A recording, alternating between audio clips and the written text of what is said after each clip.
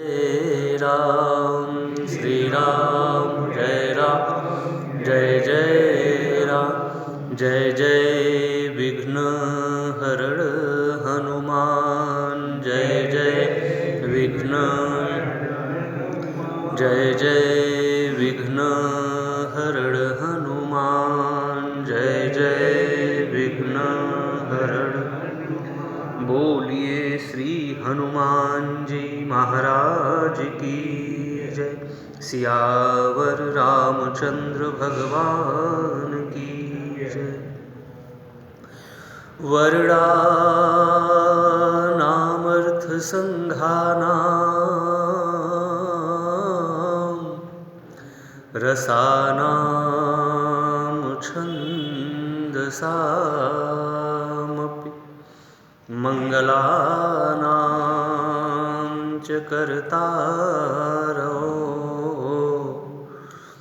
वन्दे वाणी विनायको। जो सुमिरत सिद्धि होय गणनायक करिवर बदन करऊ अनुग्रह सोय बुद्धि राशि शुभ गुण सदन। जनक सुता जग जननी जानकी अतिशय प्रिय करु निधान की। ताके जुग पद कमल मनावहु जासु कृपा निर्मलमति पावहु। कभी न होहु नहीं चतुर कहावहु मति अनुरूप राम गुण गावहु। कह रघुपति के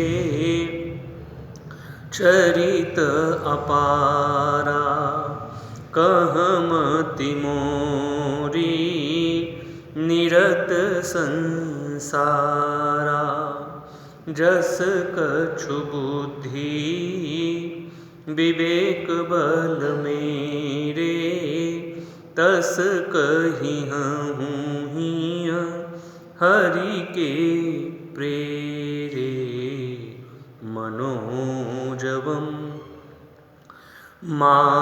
मारुततुल्य वेगम जितेन्द्रियं बुद्धिमतां वरिष्ठं वातात्मजं वा नरयूथमुख्यं श्रीरामदूतं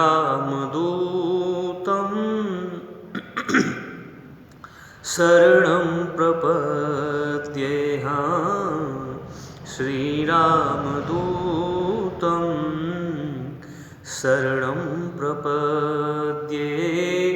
सुजन समाज सकल गुण खानी करऊं प्रणाम सप्रेम सुबानिहा। करऊं प्रणाम सप्रेम सुबानी। बोलिए सियावर रामचंद्र भगवान की। श्री हनुमान जी महाराज की। श्री हनुमते नमः। श्री गुरुचरण सरोज रज निज मनु मुकुर सुधार। बरनउँ रघुवर विमल यशु जोदायक फलचार।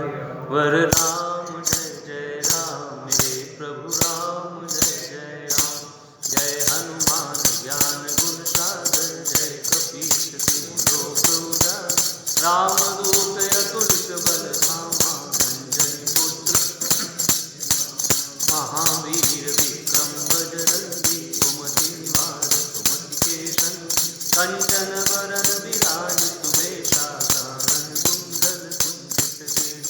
नाथ बजयो ध्वजा विराजे कांधे मूंज जनेऊंचा शंकर सुवन केसरी नंदन तेज प्रताप महाजन विद्यावान गुणी चातुर राम काज करिबे को प्रभु चरित्र सुनिबे को रसिया राम लखन सीता मन सूक्ष्म रूप धरि सियहि दिखावा विकट रूप धरि लंक जरावा भीम रूप धरि असुर संहारे रामचंद्र जी के काज सवारे लाय सजीवन लखन जियाए श्री रघुवीर रति उर कीन्ही बहुत बड़ाई तुम मम प्रिय भरतन सम भाई सहस वदन तुम सोरठ राम अस कहि श्रीपति कंठ लगावै कनकादिक ब्रह्मादि मुनीषा नारद सारद सहित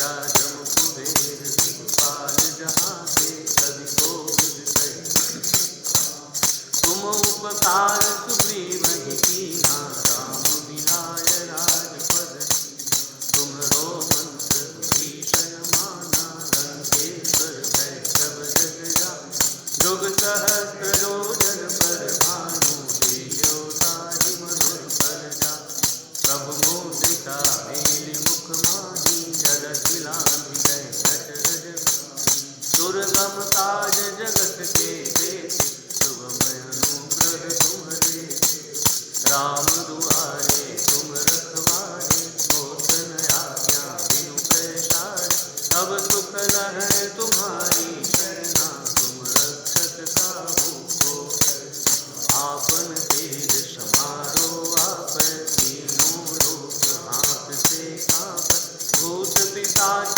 निकट नहीं आवे महावीर जब नासै रोग हरै सब पीरा जपत निरंतर हनुमत वीरा संकट से हनुमान छुड़ावे मन क्रम वचन ध्यान जो सब पर राम तपस्वी राजा जिनके काज सकल तुम साजा और मनोरथ जो कोई लावे सोई अमित जीवन फल चारों युग पर ताप तुम्हारा जय प्रसिद्ध जगत उजियारा साधु संत के तुम रखवारे दुलारे अष्ट सिद्धि नौ निधि के दाता यशवर की ज्ञान की माता राम रसायन तुम्हारे माता सदा रहो रघुपति के दाता तुम्हारे भजन राम जी को पावै जन्म जन्म के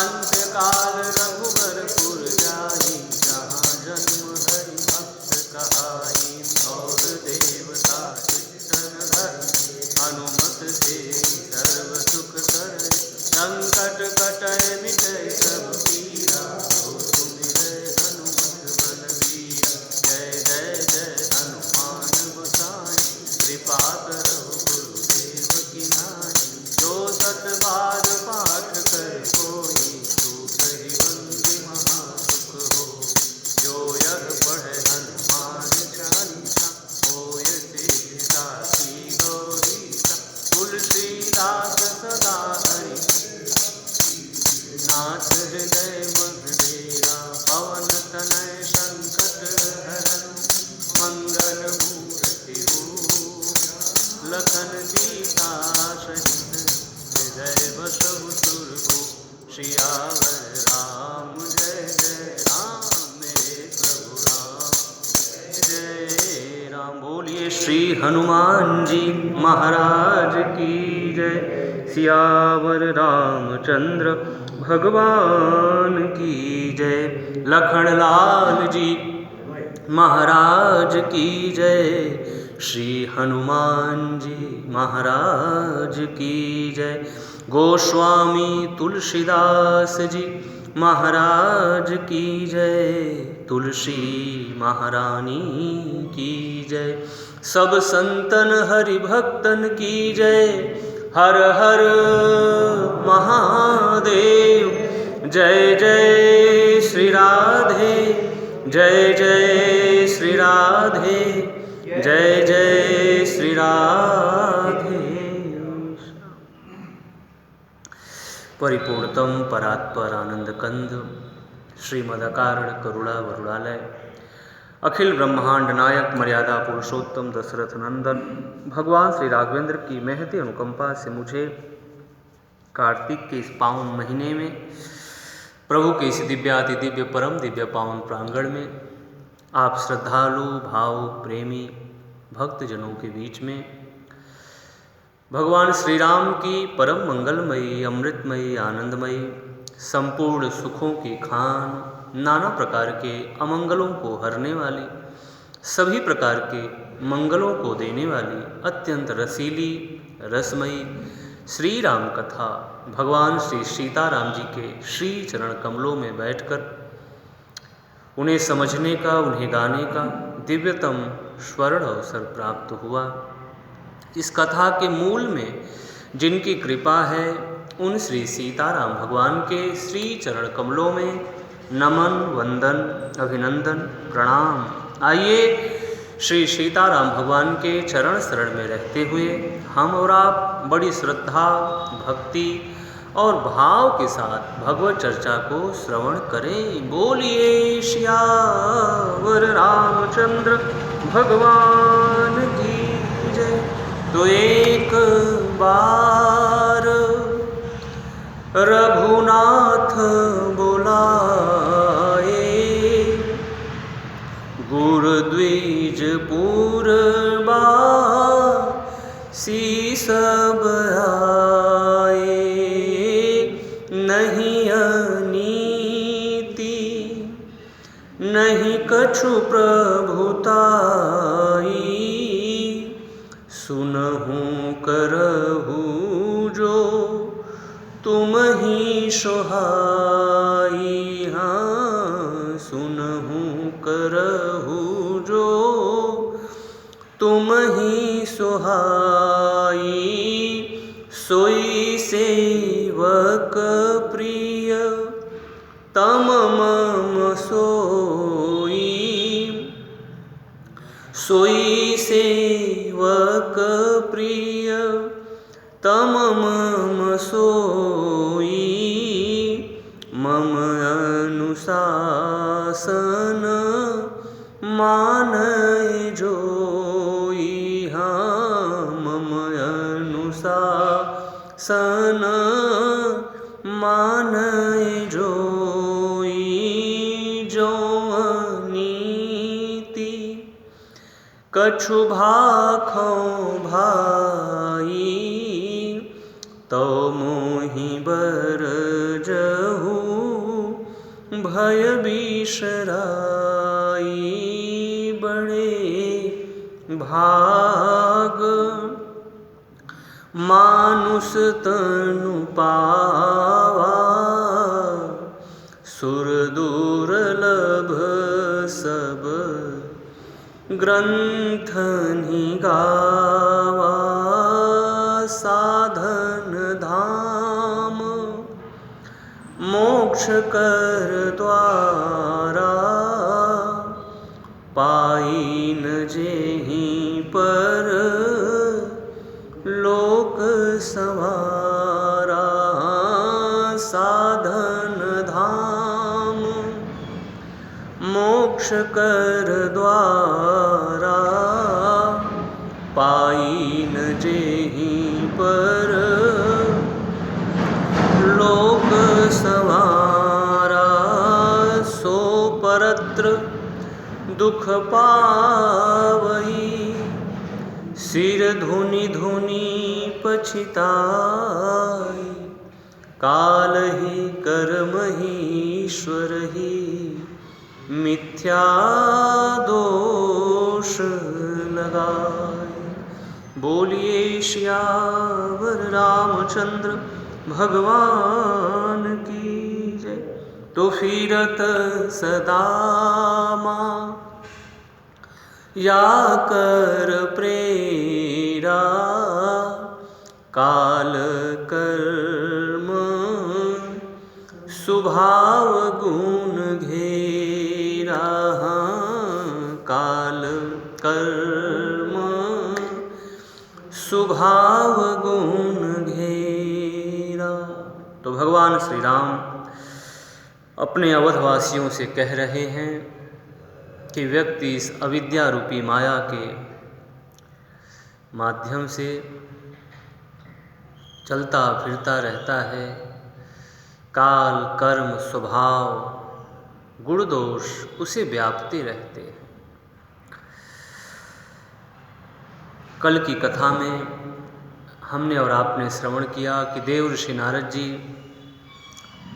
किस तरह से माया के वशीभूत हुए और फिर माया का वो आवरण, माया का वो पर्दा उनके जीवन से दूर हुआ तो किस प्रकार से वो भयभीत हो गए, डर गए कि मैं अभी तक कहाँ था, मैं कहाँ भटक रहा था, मैं कहाँ खो गया था। तो प्रभु ने उन्हें सही स्थिति में ला करके खड़ा कर दिया। हम भटक जाते हैं तो हमें यही लगता है कि हम सही हैं, लेकिन हम बिल्कुल गलत हैं, हम भटके हुए हैं। लेकिन जो सही हैं वो हमें बता रहे हैं तो हमें लगता है नहीं नहीं आप झूठ कह रहे हैं, जो मैं कह रहा हूँ वही सही। भक्तराज अर्जुन ने कई प्रकार की बातों को कहा लेकिन बात उनकी समझ में न आई। भगवान माधव, मोहन, मुकुंद, मुरारी ने जब पूरी गीता को सुना दिया तो 18वें अध्याय में कहते हैं कि नष्टो मोह स्मृतिर्लब्धा त्वत्प्रसादान मयाच्युत स्थितो अस्मि गत संदेह करिष्ये वचनम तव। प्रभु मेरे सारे मोह नष्ट हो चुके हैं, नष्ट हो गए हैं और मैं अब अपनी स्थिति में प्राप्त हूँ और मैं आपकी आज्ञा का पालन करूँगा। लेकिन जब तक मोह था तब तक कह रहे थे नहीं नहीं ये हो जाएगा, वो हो जाएगा, वर्णशंकर हो जाएंगे, बहुत सारे लोग मरेंगे, हम तो भिक्षा का अन्न भी खाना स्वीकार करते हैं। तो ये जब मोह रहता है, संसार की माया, तो हमें हम इसी में घूमते रहते हैं। हमें लगता है नहीं नहीं यही सत्य है। हम बहुत प्रकार के तर्क वितर्क कुतर्क करते हैं लेकिन हम पूरी तरह से झूठे हैं। हमारा अस्तित्व, हमारा आधार नहीं होता। तो ये स्थिति तब हमें समझ में आती है जब भगवान हमें सही स्थिति में ला करके, सही दिशा में ला करके खड़ा कर देते हैं। तब हमें लगता है कि नहीं नहीं वो जो बातें मैंने कही वो हमारी बातें सब बेकार व्यर्थ थी। तो इस प्रकार से देव ऋषि नारद जी के जीवन की सारी दुविधा मिट गई और वो प्रभु के चरणों में गिर पड़े, उन्होंने क्षमा याचना किया है। भगवान ने उनको सुखी किया, भगवान अंतर्धान हुए। और जो भगवान शिव के गढ़ थे उन्होंने भी जब देखा कि देव ऋषि नारद जी मोह माया से अब परे हो चुके हैं, मोह माया उनके जीवन से दूर हो गया है, तो उनके पास आते हैं और कहते हैं भगवान हमारे ऊपर भी कृपा करिए। जब तक मोह माया है तब तक जो एक सही व्यक्ति होते हैं ना, वो कहते हैं नहीं इन लोगों से बचो। क्यों बचो? क्योंकि इनके ऊपर जबरदस्त मोह माया का पर्दा पड़ा हुआ है। ये वही संसार की बातें सुनाएंगे, संसार की बातों में उलझाएंगे और हम ना चाहते हुए भी हमें सुनना पड़ेगा, हमें उलझना पड़ेगा।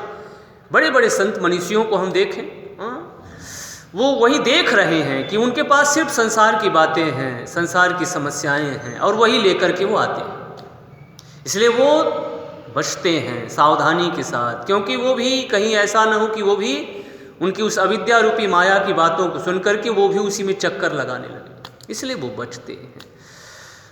तो आज जब वो देखते हैं कि आप शुद्ध बुद्ध प्रबुद्ध हैं तो उसे अपनाते हैं या फिर जिसे कहें उसे शिष्य बनाते हैं। बड़े बड़े जो संत हुए, बड़े बड़े जो मनीषी हुए, उन्होंने पहले परखा है शिष्यों को। उन्होंने कहा मैं आपका शिष्य बनना चाहता हूँ। पहले उन्होंने देखा कि आप लायक हैं, अधिकारी हैं कि नहीं है। जब उन्होंने अच्छी तरह से जांच लिया, पड़ताल लिया, परख लिया, समझ लिया कि नहीं नहीं आप बनने के लायक हैं, तो फिर वो उस दिव्य चीज़, उस गुप्त चीज़ को उसे बांटते हैं, देते हैं हमें फिर। तो इस प्रकार से आज जब भगवान शिव के गणों ने देखा कि अब बाबा के जीवन से मोह माया का पर्दा हट चुका है, वो अपनी सहज दिव्य स्थिति को प्राप्त हो चुके हैं, तब वो उनके शरण में आए। भगवान हमसे भूल हो गई, हमें माफ़ करिए। देव ऋषि नारद जी ने कहा रे कोई बात नहीं है, अब जो मेरा श्राप है वो तो लग ही गया है, तो सुनिए मैं उद्धार का उपाय ये बताता हूँ। आप लोग अपने भुजाओं के बल से जब सारे संसार को जीत लेंगे तो आपका उद्धार करने के लिए भगवान विष्णु मनुष्य के रूप में अवतार लेंगे और आप दोनों का उद्धार करेंगे और फिर से आपका ये जो पुनरपि जननम पुनरपि मरणम रूपी दुष्चक्र है, इससे आप मुक्त हो जाएंगे। तो इस प्रकार से देवर्षि नारद जी भी प्रसन्न हुए, भगवान शिव के जो गढ़ थे वो भी प्रसन्न हुए और भगवान विष्णु को तो परम प्रसन्नता हुई। हमारे बाबा अपने घर लौट आए। अभी ये दूसरे के घर में जा रहे थे, अब मेरे घर में लौट आए। अपने लोग अपने घर में लौट आते हैं तो अच्छा लगता है ना। हमारे अपने लोग दूसरे के घर में जाएं, इधर उधर भटकें तो हमें कष्ट होता है, तकलीफ होती है। देखो ये हमारे अपने हैं, ये भटक रहे, लेकिन जब लौट आते हैं लोग कहते हैं नहीं नहीं ये लौट आए हैं। हमें बहुत खुशी हुई कि देर आए लेकिन दुरुस्त आए। तो प्रिय भक्तों, भगवान इस माया की बात को कह रहे हैं अपने अयोध्या वासियों से कि इससे बचो और भगवत भजन करते रहें, भगवत शरण में रहें। काल कर्म स्वभाव और गुणों से घिरी हुई ये माया है, ये हमें परेशान करती है। और जब हम प्रभु शरण में रहते हैं तो न तो वहाँ काल, न तो कर्म, न तो स्वभाव, न तो गुण, ये सब नहीं आते, दूर खड़े रहते। तो भगवान कहते कहते फिर कहते हैं कि मैं आप लोगों से अपनी एक बड़ी प्यारी बात आप लोगों से मैं साझा करूं, और वो बात मुझे बहुत प्यारी लगती है मेरे लिए, और मैं तो अपनी बात कहूं वो मुझे पाने का बहुत सुंदर जरिया है। ये बातें मैं जो आप लोगों के बीच में कहने जा रहा हूं ना, ये मुझे पाने का एक बहुत सुंदर जरिया है, जिसे कहें एक लक्ष्य है। ईश्वर की तरफ हम जाएं कैसे, ईश्वर हमें मिलेंगे कैसे। तो मेरी वो चीज़ आप लोग सुनिए ध्यान से। मैं दोनों बातें कहता हूँ आप लोगों से। आप लोग यदि यहाँ पर इहलोक में और परलोक में दोनों जगह पर सुख चाहते हैं तो मेरी इस बात को दृढ़तापूर्वक स्वीकार कर लीजिए, गांठ बांध लीजिए, मेरी बात को अपने हृदय में धारण कर लीजिए। वो बात क्या है? वो बात मेरी है, मेरी सबसे सुगम श्रेष्ठ सरल भक्ति। भक्ति की बात अब मैं बांटने जा रहा हूँ आप लोगों के बीच में। और बांटने से पहले मैं आप लोगों से कहूँ कि जौं पर लोक यहाँ सुख चहु, तो सुनी मम बचन हृदय दृढ़ गहु। यही भक्ति ही एक ऐसी है कि जो हमें यहाँ भी सुख देगी और वहाँ भी सुख देगी। भक्ति क्या है? आइए हम और आप भी भगवान के साथ श्रवण करें। भगवान जो बता रहे हैं उसे समझने का, सुने भी, समझें भी और उस पर थोड़ा चलने का भी प्रयास करें हम और आप। ये भक्ति क्या है? भगवान कहते हैं जाते बेग द्रवों में भाई, मैं इस भक्ति से बहुत जल्दी द्रवित हो जाता हूँ, बहुत जल्दी पिघल जाता हूँ, प्रसन्न हो जाता हूँ। मुझे बहुत अच्छा लगता है जो भक्ति करता है। तो भक्ति की जो शुरुआत है, इस भक्ति की चर्चा हम और आप इसके और तीसरे कांड में चला चले। ये तो एकदम मानस का सबसे उत्तर कांड जो निष्कर्ष है, जो उपसंहार है, इसकी चर्चा हम और आप सुन रहे हैं।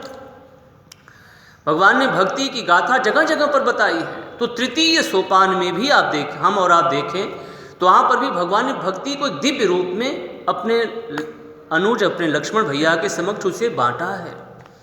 जब उन्होंने कहा ज्ञान, वैराग्य और भक्ति की मुझे बातें बताइए, तो भगवान श्री राम भक्ति की बात बताते हुए कहते हैं कि लक्ष्मण, ये जो भक्ति की शुरुआत है ना, वो विप्रों के चरणों से होती है। ये भगवान कह रहे हैं।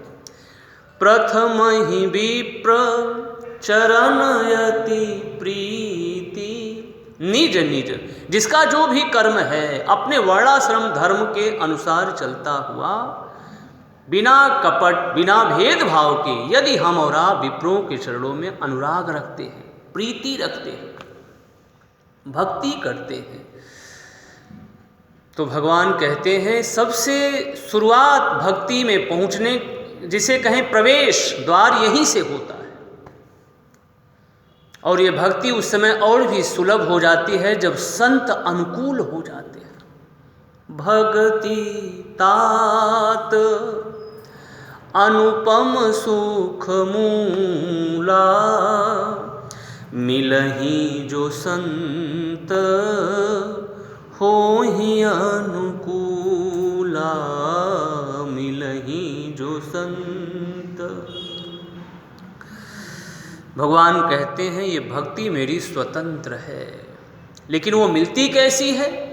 मिलती कैसे है? तो भगवान राम कहते हैं भक्ति स्वतंत्र सकल सुख खानी, बिनु सत्संग न पावहि प्राणी। हाँ, बिनु सत्संग न पावहि प्राणी। भक्ति सहज स्वतंत्र है, लेकिन बिना सत्संग के उसे हम और आप प्राप्त नहीं कर सकते।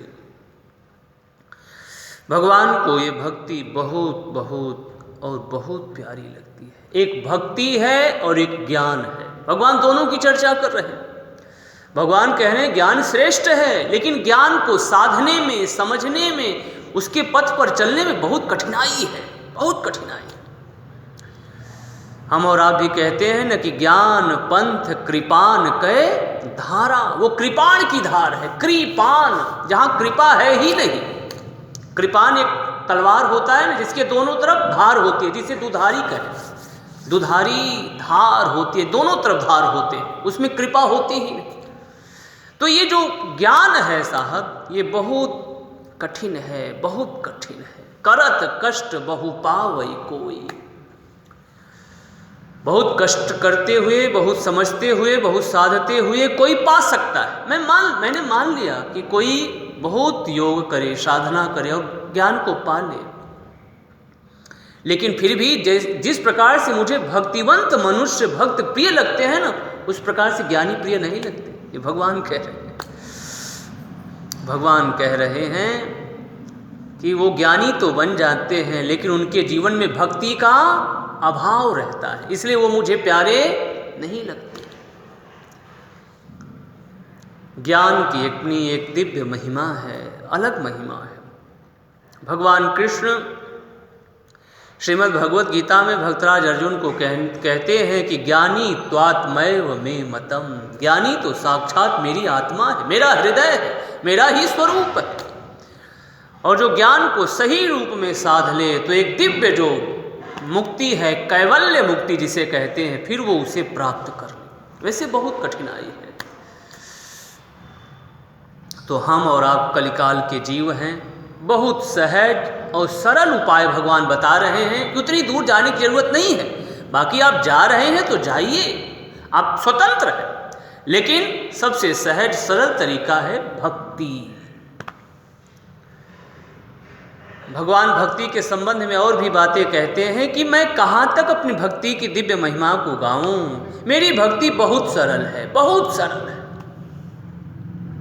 बहुत सरल है। भक्ति के लिए ना तो कोई योग करना है, ना कोई जप करना है, ना तो कोई तप करना है। ये भगवान कह रहे हैं। देखो मेरी भक्ति कितनी सरल है। ज्ञान में तो ये करो, वो करो, क्या क्या करो। मेरी भक्ति बहुत सहज सरल है। थोड़ा उस पर चलने की आवश्यकता है। जो जैसे हैं वो भले रहे। हम किसी की मीन मेघ को क्यों देखें। हम किसी जो जैसे हैं वो रहे। बाकी हमारा जो दायित्व बनता है, भगवान ने जो हमें शिक्षा दिया है उसको हम माने। बाकी जय राम जी की। साधु ऐसा चाहिए जैसा सूप स्वभाव। यदि हो सकता है हमारे मन में किसी को देख करके ऐसा लगे यार ये कैसे है, हो सकता है ऐसी बातें मन में आ सकते हैं, विकार आ सकते हैं, तो उसके विकारों को हम छोड़ दें। जो हैं जहाँ हैं, भगवान आपको भी सद्बुद्धि दे। कुछ हम अगर उनके प्रति अच्छा सोच सकते हैं तो ऐसा कहें। बाकी जो हैं जैसे हैं, प्रभु उनका भी मंगल करे। बाकी उनका जो गुण है हमें तो उसी को चुनना है, उसी को लेना है, उसी को ग्रहण करना है। तुम्हारे संतों ने कहा साधु ऐसा चाहिए जैसा सूप स्वभाव, और सार सार को गही रहे थोथा दे उड़ाए। जो व्यर्थ की चीज़ें हैं, बेकार की चीज़ें हमें लग रही हैं, हमारी मानसिकता वहाँ टच कर रही है, ये देखो चीज़ें के उसको छोड़ दें।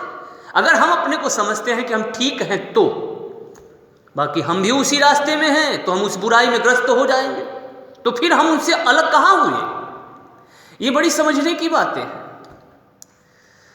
बुराई में अगर हम भी ग्रस्त हैं तो फिर उन्हीं की बुराई से हम ग्रस्त हो जाएंगे। अगर उनसे हम अपने को श्रेष्ठ मानते, ठीक है नहीं इनके अंदर ये है तो हमें इससे बचना है, तो हम उसको छोड़ दें, हमें उसकी तरफ ध्यान ही नहीं देना है। तो हम उनके अच्छाई को ग्रहण करें और प्रभु से प्रार्थना करें आपको भी सद्बुद्धि दें, आप भी सही रास्ते पर चलने का प्रयास करें। तो भगवान अपने अयोध्या वासियों से कह रहे हैं कि मेरे प्रिय भगवत प्रेमियों, आप लोगों से मैं कहूँ, भक्ति के लिए ना तो कोई जोग करना है ना तो कोई तप करना है। क्या करना है? तो भगवान कह रहे हैं, कहू भगति पथ कवन प्रयासा, जोग नमख जप तप उपवासा। ना तो जोग जप तप व्रत उपवास कुछ नहीं करना है, फिर करना क्या है? यही भक्ति है। जाते बेग द्रवों में भाई, इसी भक्ति से मैं बहुत जल्दी द्रवित हो जाता हूं। वो भक्ति क्या है? तो भगवान कह रहे हैं, सरल स्वभाव।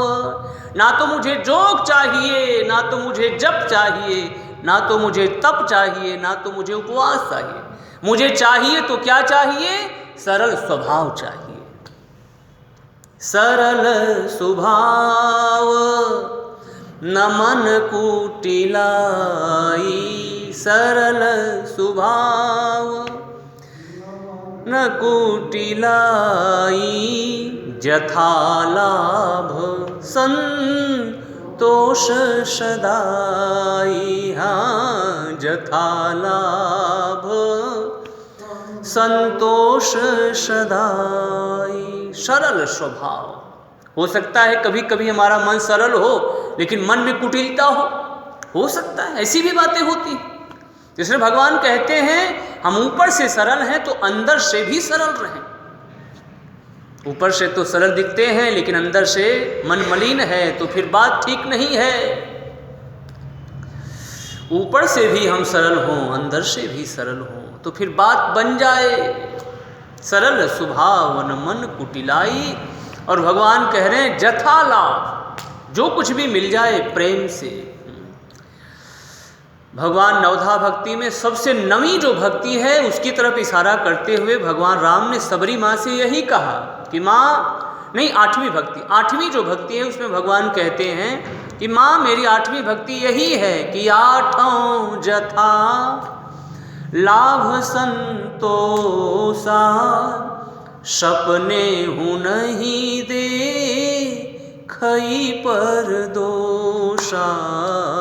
आठम जथा, आठवीं मेरी भक्ति यही है कि जो कुछ मिले प्रेम से उसे हम पा लें। किसी प्रकार की मन में हमारे कुविचार जन्म न ले। तो मानो आठवीं भक्ति में हम और आप दृढ़ हैं। आठवीं भक्ति हमारे और आपके जीवन में विद्यमान है। यही भक्ति है। भगवान को भक्ति से बहुत बहुत और बहुत लगाओ। इसलिए जगह जगह पर भगवान ने भक्ति को खूब गाया है। और भगवान यही कहते हैं मैं भक्ति से बहुत जल्दी द्रवित हो जाता हूँ, पिघल जाता हूँ। किसी के जीवन में भक्ति, संतों के जीवन में क्या है? क्यों भगवान संतों से इतना लगाव रखते हैं? यही तो है उनके जीवन में।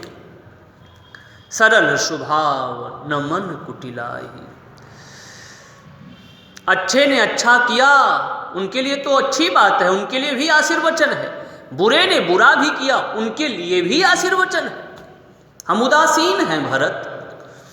याज्ञवल्क्य जी महाराज, भरद्वाज जी महाराज कहते हैं कि हम उदासीन हैं, लेकिन हमारे मन में ना किसी के प्रति द्वेष है ना राग है। हम उदासीन रहने वाले संत। उनके साथ अच्छा भी काम करे उसके लिए भी जय जय, उनके लिए कोई मंदा काम। इसलिए तो भगवान संत इसलिए तो भगवान के हृदय पटल पर विद्यमान रहते हैं। तो सबसे सरल और सहज भगवान अपने को प्राप्त करने का तरीका बता रहे हैं कि जिसके जीवन में भक्ति आ जाए। और भक्ति सिर्फ यही है कि सरल स्वभाव न मन कुटिलाई, जथा लाभ संतोष सदा।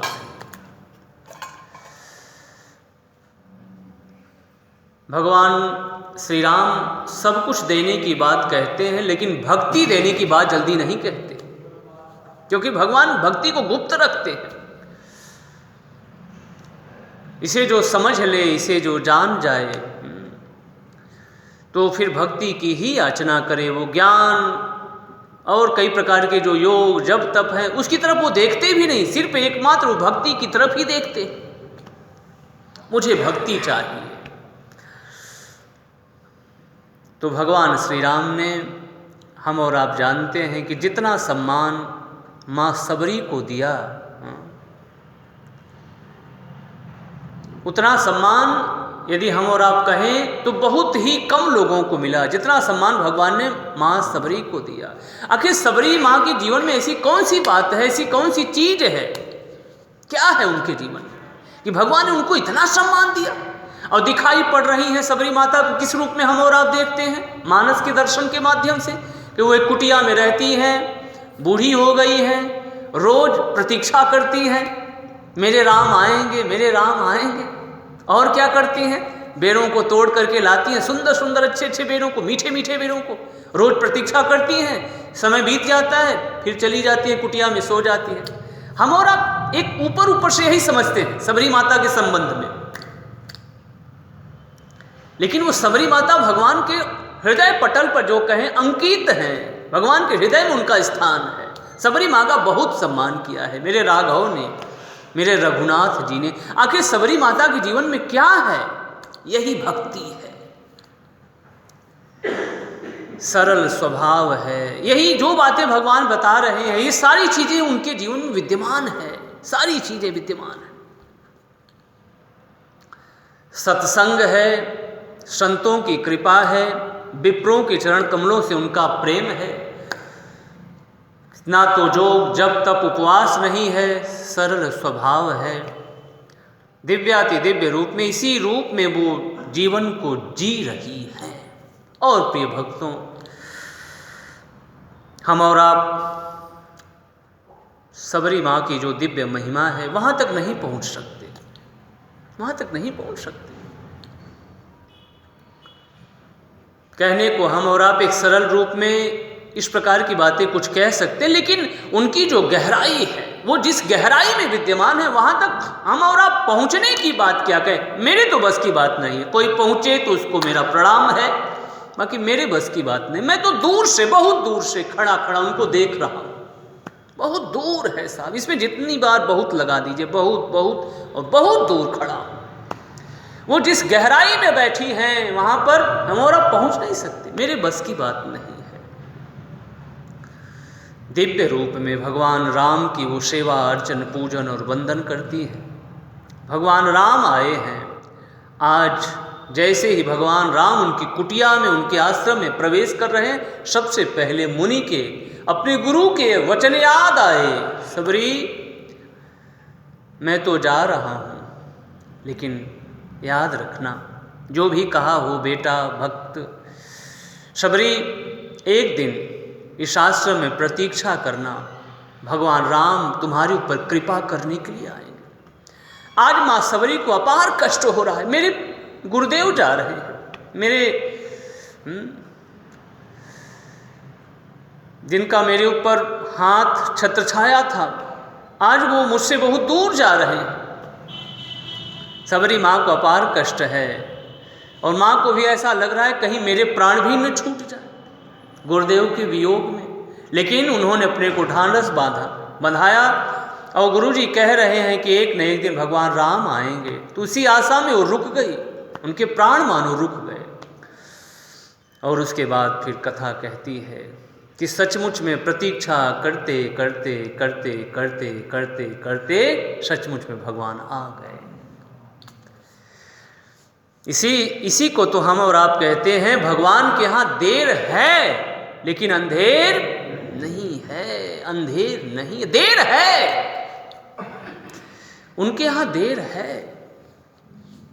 देर किस बात की है? हमारी भक्ति जब तक परिपक्व नहीं होगी, पुष्ट नहीं होगी, तब तक भगवान के आने में थोड़ा समय लगेगा। यही देरी का कारण है। भक्ति जैसे ही परिपक्व अवस्था में मजबूत हो जाती है, भगवान के आने में देरी नहीं लगती साहब। तो उस समय हम और आप कहें कि हमारे बुलाने में देरी हो सकती है, लेकिन भगवान के आने में देरी नहीं हो सकती। ये उस समय की बात है जब हमारी भक्ति परिपक्व हो जाए, मजबूत हो जाए, हमारी साधना दिव्य हो जाए। तो जैसे ही हमारी और आपकी वाणी खत्म हुई कि भगवान,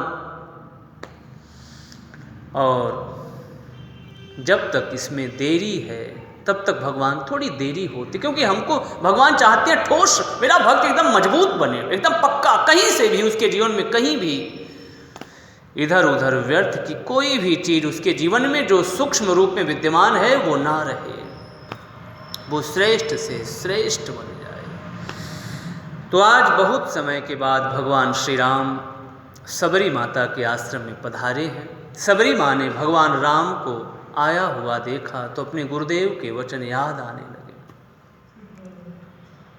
मेरे गुरु ने कहा था, ये जितनी बातें हम और आप देखेंगे सबरी माता के चरित्र को, ये सभी भक्ति का मार्ग है।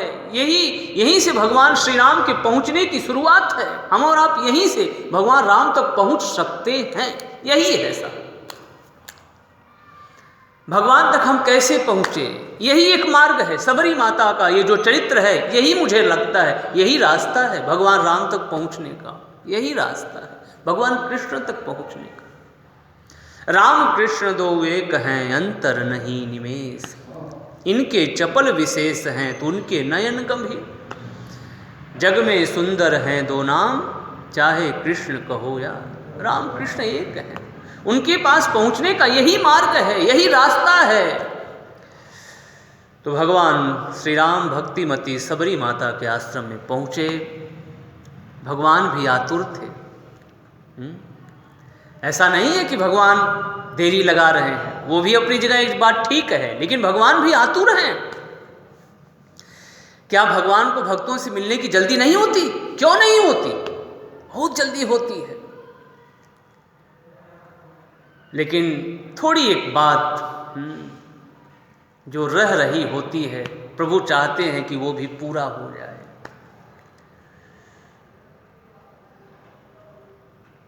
यज्ञ वेदी का जो प्रसाद है, उच्च कोटि की जो पतिव्रता नारी हैं माँ द्रौपदी, जिनकी बड़ी महिमा है साहब, बड़ी महिमा है। जो मेरी समझ कहती है, मुझे यही लगता है वो बड़ी बहुत महिमा है साहब। माँ द्रौपदी तक हम और आप पहुंच नहीं सकते। संसारी लोग कुछ भी कहें, उनकी बात हम छोड़ें, हम सत्संगी हैं, हम और आप भगवत प्रेमी हैं। माँ द्रौपदी की अपार महिमा है,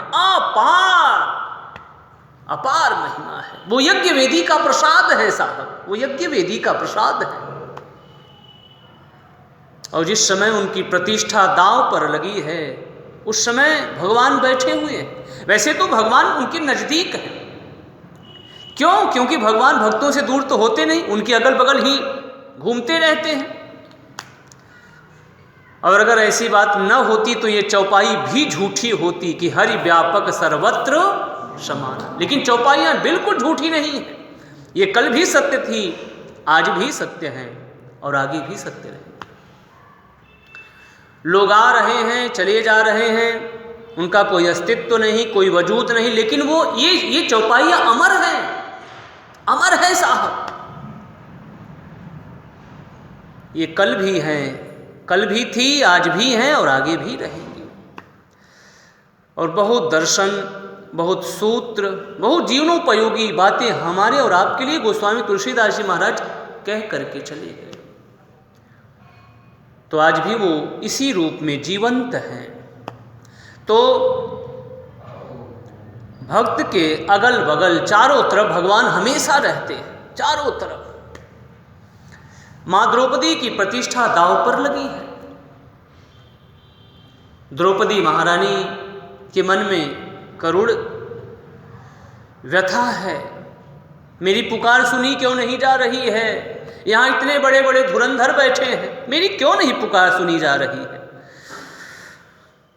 उनकी इस स्थिति को देख करके माँ रुक्मिणी भी विचलित हो गई, घबरा गई। माँ रुक्मिणी ने अपने स्वामी भगवान कृष्ण से कहा, प्रभु जाइए, जल्दी जाइए, आपके भक्त के जीवन में कष्ट है। भगवान ने कहा, देवी मैं जाना तो चाहता हूँ, लेकिन ये मुझे बुलाए तो सही कम से कम। अभी तो इसे अपने लोगों का भरोसा है, मेरे 5 पांडव महावीर, जो वीर हैं, जो धुरंधर हैं, हाँ, जिनके पास बड़ा अपार बल है। इसे अभी पितामह भीष्म का सहारा है, अभी गुरु द्रोणाचार्य का सहारा है। मुझे बुलाए तो सही, मैं तो तत्पर हूं, ये तो मेरी है। मैं कृष्ण हूं तो ये कृष्णा है, मैं इससे आगे क्या करूं। मैं कृष्ण हूं तो ये कृष्णा है, ज्यादा दूरी नहीं है। ये मुझे बुलाए तो सही, मैं तो, लोग कहते हैं ना कि एक कदम हम बढ़ा करके तो देखें, गोविंद हमारे लिए हजारों कदम दौड़ करके चले आएंगे, हजारों कदम, लाखों अरबों कदम कह दें, ये भी अच्छी बात है। हम एक कदम बढ़ा करके तो देखें। देवी मैं जाना तो चाहता हूं, लेकिन मैं क्या करूं, मुझे एक आवाज तो दे, और वो शब्द खत्म होते हुए न पहुंच जाऊं तो फिर कह, कृष्ण पूरा नहीं होगा और मैं पहुंच जाऊंगा।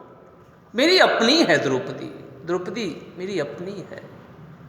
और हुआ भी वही, जब सबका सहारा टूटता है, सबका भरोसा टूटता है ना, तो ईश्वर जुड़ते हैं। यही दर्शन है साहब, यही दर्शन है। मेरी समझ मुझे यही कह रही है, जब सबका भरोसा टूटता है तब ईश्वर से जुड़ाव होता है, तब ईश्वर जुड़ते हैं। जब तक लोगों का सहारा बना हुआ है तब तक ईश्वर दूर रहते। कौन ईश्वर? यही खाना पीना। मेरे अपने लोग बड़े सामर्थ्यवान हैं।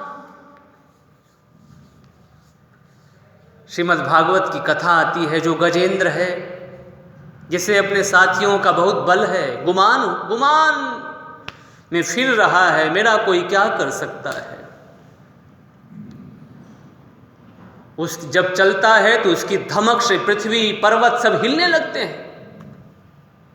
मन में गुमान लिए वो घूम रहा है, फिर रहा है, लेकिन भगवान तो देख ही रहे हैं।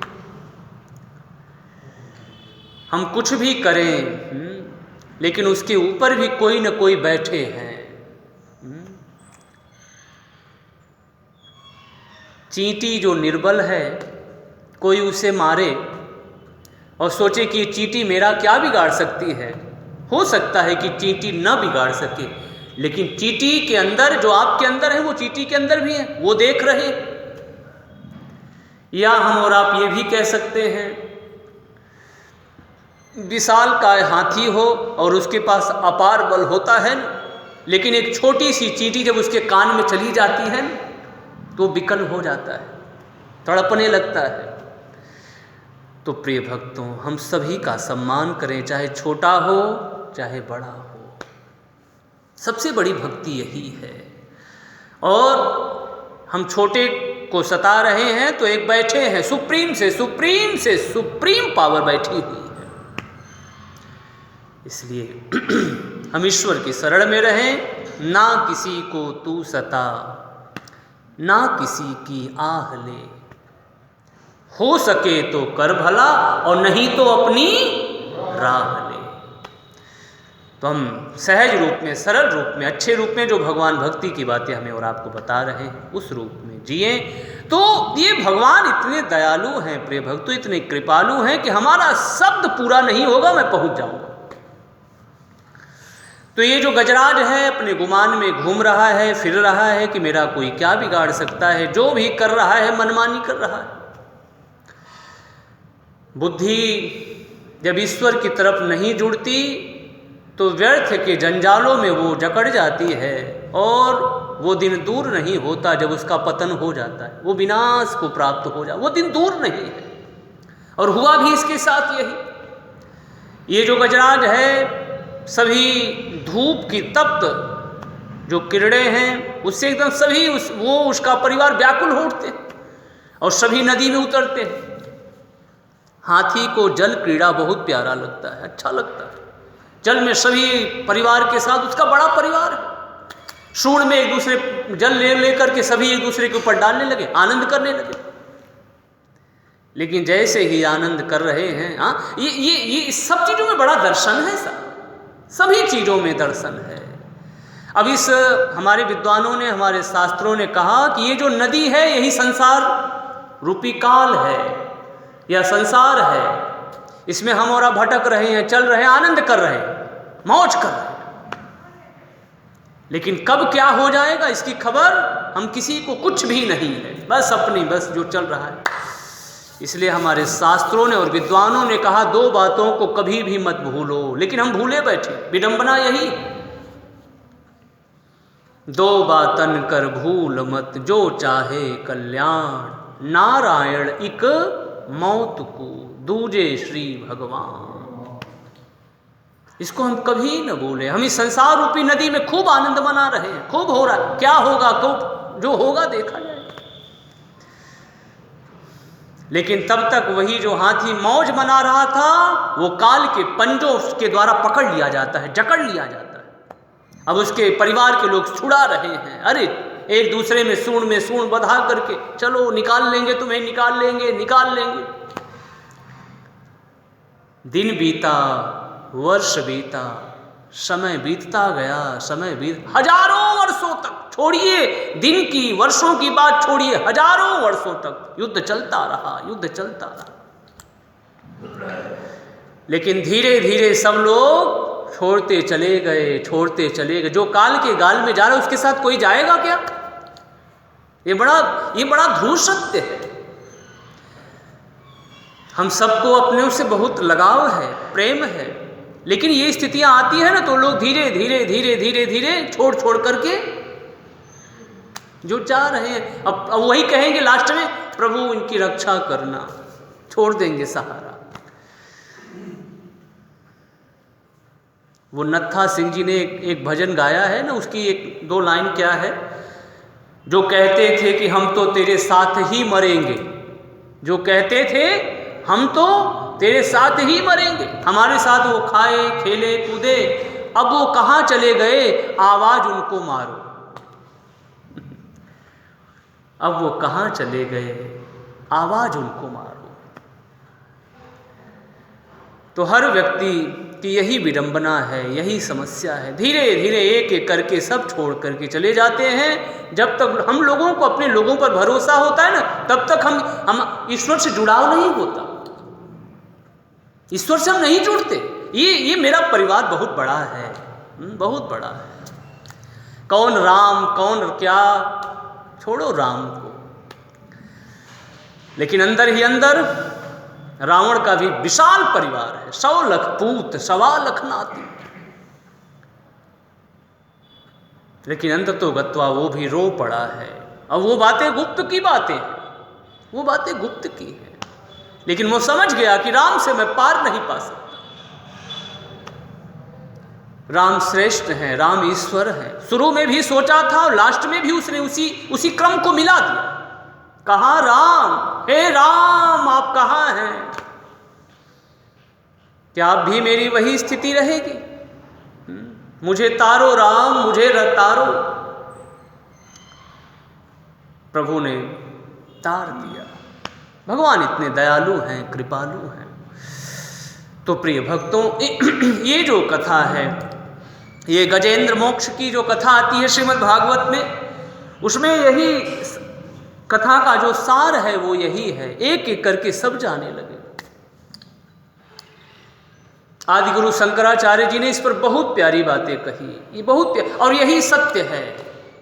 आदि गुरु शंकराचार्य भगवान कहते हैं, यावत वित्तोपार्जन सक्त तावत निज परिवारो रक्त, पश्चात धावती जर्जर देहे वार्ता पृच्छति कोपि न गेहे।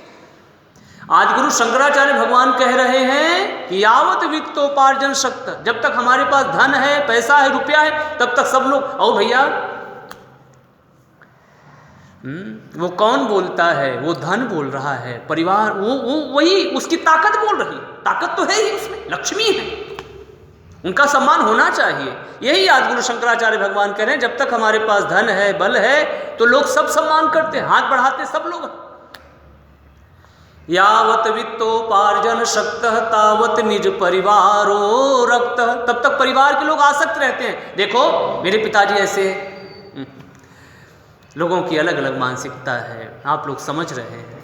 तो उसके बाद शंकराचार्य भगवान कहते हैं जब वो व्यक्ति बूढ़ा होने लगता है तो लोगों की जो पहले वाला झुकाव था, लगाव था ना, उससे दूरी लोग बनाने लगते हैं।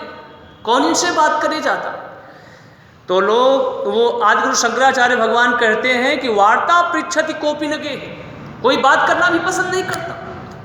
तो सब लोग सुन रहे थे शंकराचार्य भगवान की कथा को। उन्होंने कहा भगवान आप बिल्कुल सत्य कह रहे हैं, संसार का रवैया, संसार की विचारधारा ऐसी है, तो आखिर हम क्या करें, हम करें तो करें क्या। तो आदि गुरु शंकराचार्य भगवान सूत्र दिए हम संसारी भक्तों को, हम भगवत प्रेमियों को। वो कहते हैं कि भज गोविंदम भज गोविंदम गोविंदम भज मूढ़मते, भज गोविंदम भज गोविंदम गोविंदम। तो गाइए श्री राम जय जय राम, श्री राम जय जय राम, श्री राम जय जय राम, श्री राम जय जय राम। तो द्रौपदी महारानी ने फिर बाद में भगवान को बुलाया है और भगवान आए, द्रौपदी महारानी को प्रसन्न कर दिए। और दूसरी तरफ गजेंद्र के पास भी भगवान विष्णु आए और उन्हें भी सुखी कर दिया। और भगवान सबका भला करे।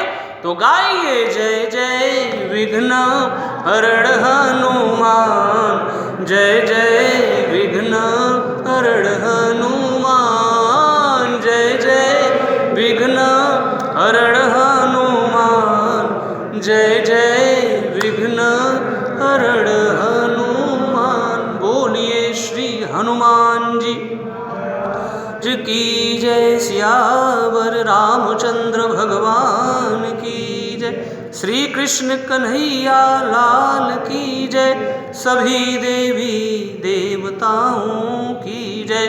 हर हर महादेव, जय जय श्री राधे, जय जय श्री राधे, जय जय श्री राधे। राम राम।